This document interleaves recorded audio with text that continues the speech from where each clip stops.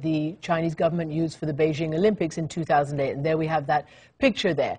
But you then called for a boycott of the Olympics. I mean, why did you participate and then pull back? My participation is because the Swiss Architect Forum, Herzog de Meuron, invited me. I'm never invited by the nation to do the work. So I'm dealing with as an architectural project.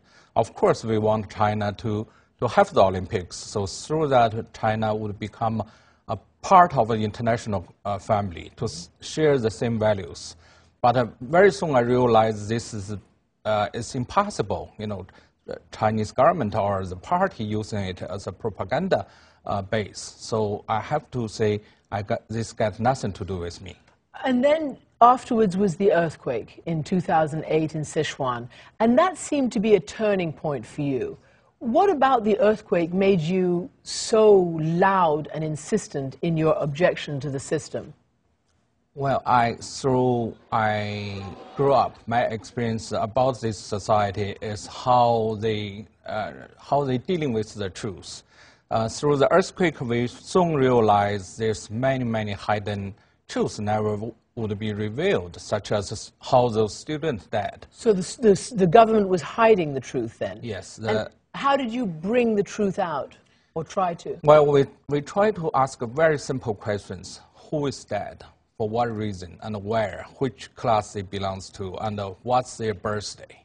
So in searching those names, the government we called the government, they said, you must be spy. You must be spy from the United States if you want to know those informations. As an individual, why you want to know who is dead? And we never released it.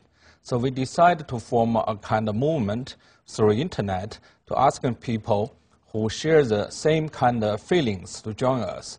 So after a year of searching, we found about 5,000 names of those students, their age, their name, and their family, and which school they belong to.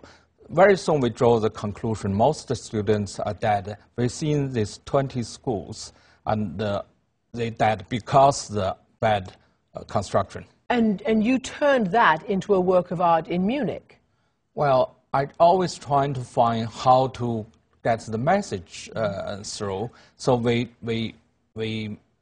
custom made 5,000 backpacks of those students, and to construct a simple sentence of the mother of a dead student. Which was? It was, she has been happily living in this world for 7 years. Before she was killed in the earthquake. Yes. Just before we go to a break, how frightening or dangerous is it for you to use your work in such a high-profile way as a matter of political protest? I think it could be very dangerous because people has been saying much less, has been put in jail or disappeared. And my case, I'm okay. Besides, I was beaten and almost ended my life. But still, it could be very dangerous. And what makes you continue doing it? Well, the reason is very simple. I don't want to be part of the uncovered truth. You know, I don't want to be part of this kind of denying of the reality. We live in this time, we have to speak out. All right, we're going to continue that, and we're going to talk about protest and activism in the digital surface, in the digital sphere. When we come back, we'll have more with Ai Weiwei in a moment, and we'll also be joined by U.S. media innovator Pat Mitchell. And we have a conversation on our Facebook page on whether social media can fundamentally change how people talk to their governments. We'll discuss all of that with our guests next, so stay with us.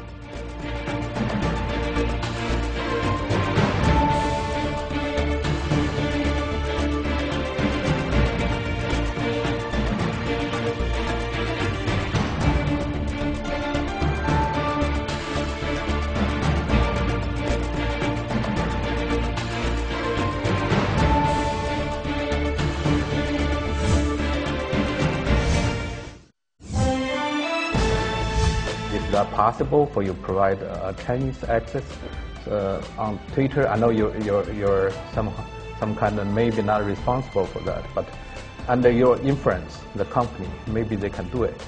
And this is I need a clear answer, yes or no. There's a lot of people waiting for your answer, Jack.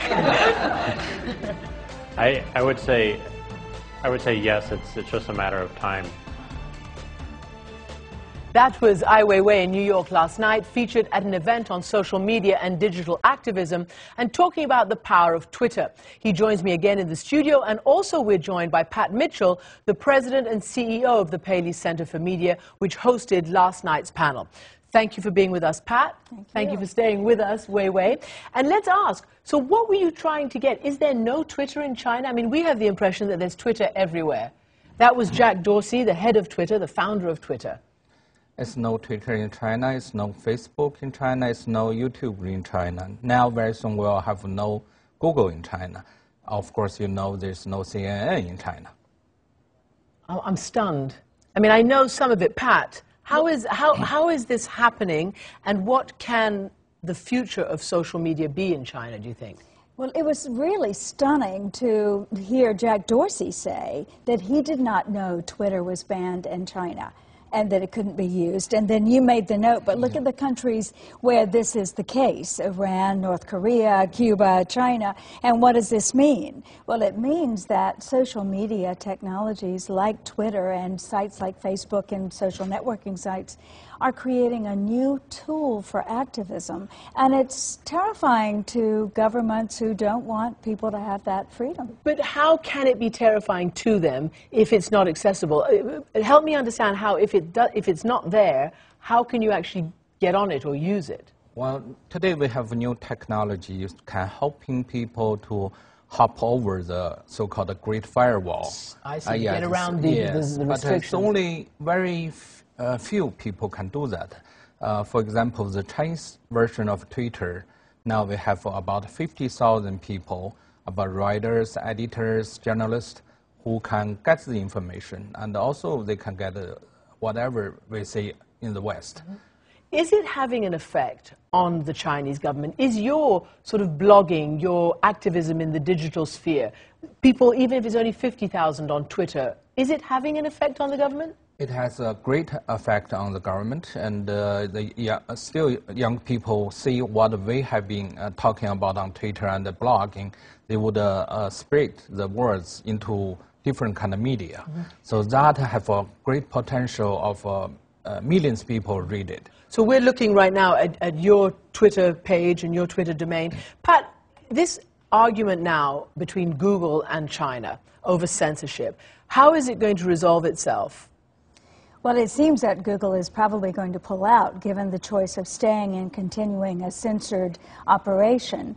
And it's just pointing up how dangerous these new technologies are perceived by governments who have to keep people uninformed in order to stay in power. And there's no question that these technologies are game changers. Last night in the online tweeting and texting and